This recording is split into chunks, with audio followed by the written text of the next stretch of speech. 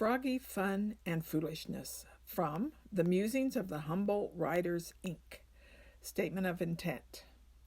It all began with the writing prompts for the meeting on February 8, 2017. Pond, Skyscraper, Frog. After finishing this writing exercise, everyone was keen to continue writing pieces about frogs. Let's do a chapbook about frogs. It was as if an army of frogs had marched into the room and whispered into our ears. Immediately a spell descended upon us, and we were of one mind. We intoned the intention. Beginning February 22nd, 2017, in addition to our regular writing, every 2 weeks we would submit one piece about frogs until we had accumulated enough froggy writing to fill a chapbook. Woodstock, with apologies to Bob Dylan and Lewis Carroll. Froggy went to Woodstock, he did ride, long green legs dangling astride a horse. Who else went to Woodstock, riding right along, smoking his hookah, humming a song? The caterpillar. Froggy got to Woodstock, he was high, caterpillar too, what a guy, some best friend. Their diction was odd, nary a word, came out clear, very slurred. Big mistake.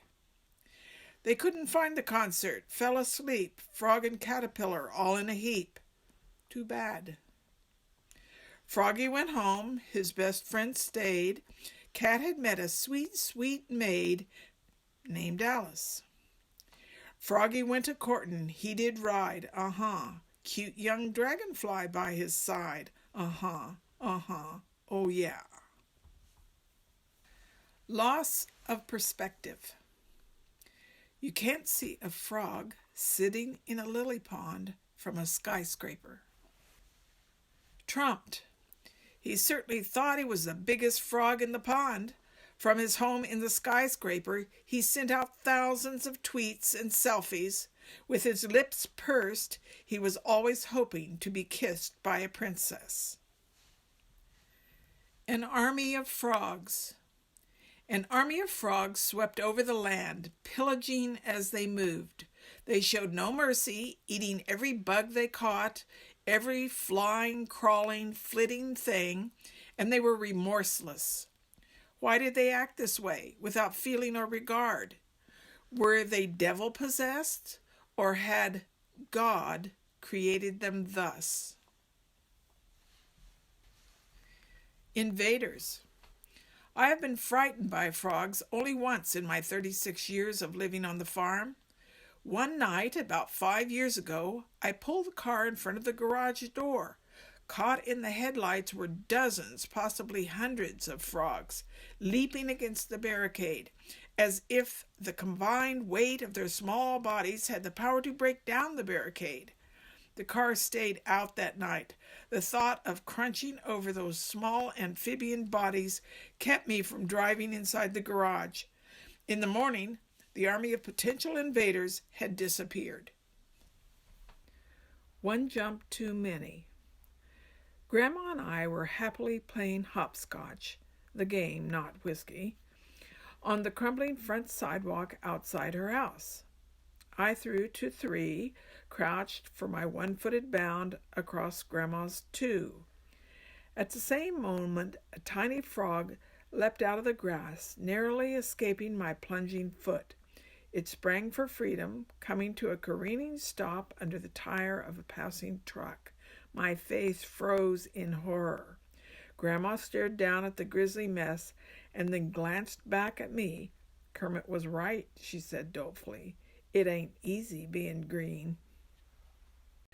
Frog Angst number 1. It had been a whole mud sleep to another, and yet it seemed only a hiccup, a brief sneeze in time. Poised on a pile of fallen reeds, he could still recall the frenzied escape from snapping jaws. Surely the rainbow today was a good sign. Surely the pike was not waiting for him in the murky water below. The frog gulped once, closed his eyes, and plunged into the lake. He should have waited until tomorrow. Frog Song. Why, I remember that night just like it was yesterday.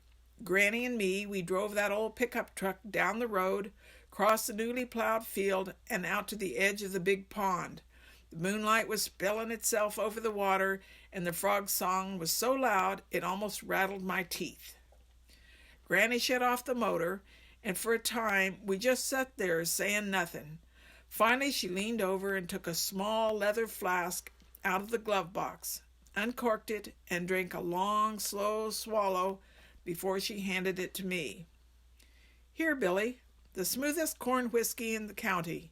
Your granddaddy sure had the knack for making it." As it slid down my throat, I choked a bit on the memories. "Keep it," she said, when I'd finished. "He'd have wanted you to have it." I expect it was sadness Granny died from that winter. I ain't never been back since we laid her to rest. But sometimes when the moon hits our own pond just right, I can still hear the frog song swelling out, pure and simple, across the waters of home. Symptom. The frog in my throat makes it difficult to speak. A croak emerges. Cuckoo, cuckoo. It's hard to be a heroine when you're hooked to a horse, but Harriet had forsaken the horse habit when she was hired as an expert in cuckoo clock reconstruction. She never met a cuckoo clock she couldn't correct. At least she never met one until she got the broken-down Froggy cuckoo clock. Teaching that frog to cuckoo had her hauling out her hoopla hopeful of hitting the hero hard. But just as she got ready for her first slam, the croak of a frog with a cuckoo in its throat brought her out of her funk and renewed her resolve. "Yes," she whispered, "even a frog can cuckoo." A picture of a frog. Signs of spring today. Pussy willows, crocuses, frog in my inbox. Rescued? Impulsively, he hitched a ride aboard a half-ton truck that had stopped on the side of the road. He crunched himself into the back corner of the box, grateful for a bit of shade it provided, and then he fell asleep. Jarred awake by a slamming door, he listened in terrified curiosity to the sounds around him. Loud voices, banging, clanging, ungoose-like honking. When he looked up, there were only tall things that scraped the sky. Where was he? How he longed for home. Suddenly a large hand reached down and lifted him up. "Look, Becky, it's a frog." "Aw, poor thing." Village memory.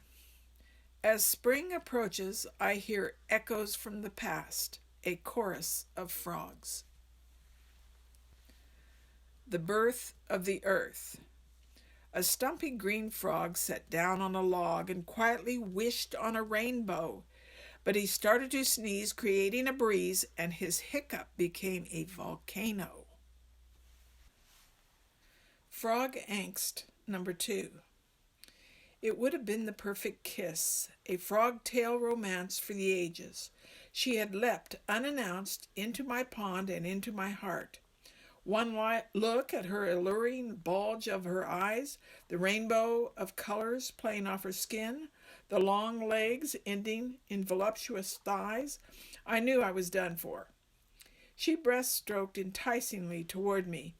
As she leaned, and my best pucker prepared to greet her, a bilious tickle began forcing its way up my throat. No! Why had I so voraciously consumed that delectable winged creature just before her arrival? There was no stopping the unfortunate hiccup, the stentorian sneeze, the odoriferous burp.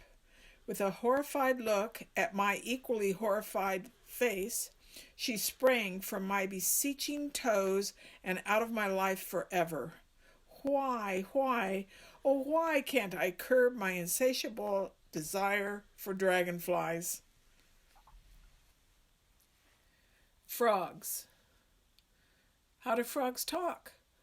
Gronk, gronk, gronk. How do frogs sing? Gronk, gronk, gronk. How do frogs whisper? Gronk, gronk, gronk. How do frogs scream? Gronk, gronk, gronk. How do frogs squawk? Gronk, gronk, gronk. Frog song number 2. There's nothing like a frog song to put my child to sleep, a warble and a glump song, sonorous and deep. There's nothing like a goose honk to rouse him in the morn, a wild and worried goose honk just as the day is born. There's nothing like a coyote howl to wake him in the night, a plaintive and a sad howl with only stars for light. The frog stows in the shallow slough, the coyote hunts a mouse, the baby geese play in the slough, my child and I play house. The Frog Prince and Caterpillar. One day, a frog prince, known as F.P., decided to go out looking for a princess to kiss him. He got his horse saddled, and he settled in for a long ride. However, after days of riding and looking and listening, the frog prince was getting terribly discouraged, and his horse was starting to limp. The future did not look hopeful. Then on the 6.5 day, F.P. heard a small voice calling to him. At first he couldn't quite make out what the sound was saying. Then a tiny breeze carried the tiny voice to him, and he realized that it was whispering, "Kiss me, kiss me." F.P. couldn't tell where the voice was coming from, but then he realized that it was coming from a little worm hanging by a thread. The thread was attached to an overhanging tree branch and hung just inches in front of its face. The sounds were coming from a golden, hairy caterpillar with big, soulful eyes, identified in F.P.'s dictionary as a member of the Automius family. And the pleading, begging, went on in the softest, gentlest voice he had ever heard.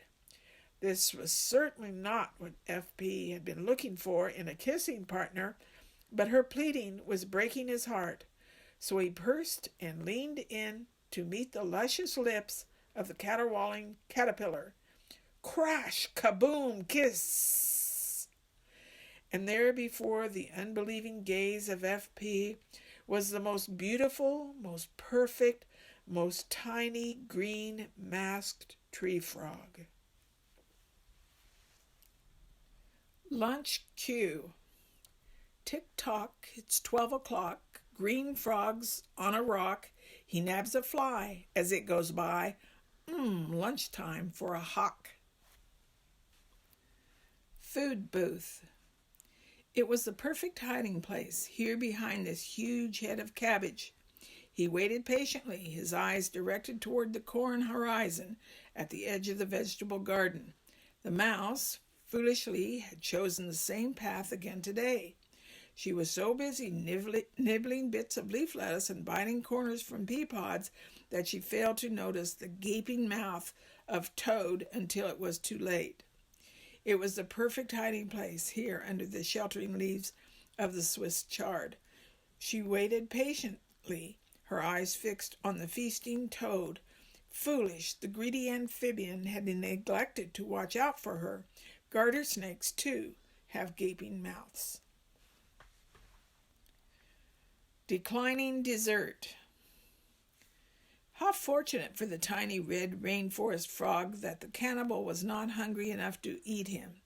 The overly large human had just consumed a delicious broth of bones, brains, and eyeballs, and although the strawberry poison dart frog looked like a delectable dessert, the cannibal decided to abstain.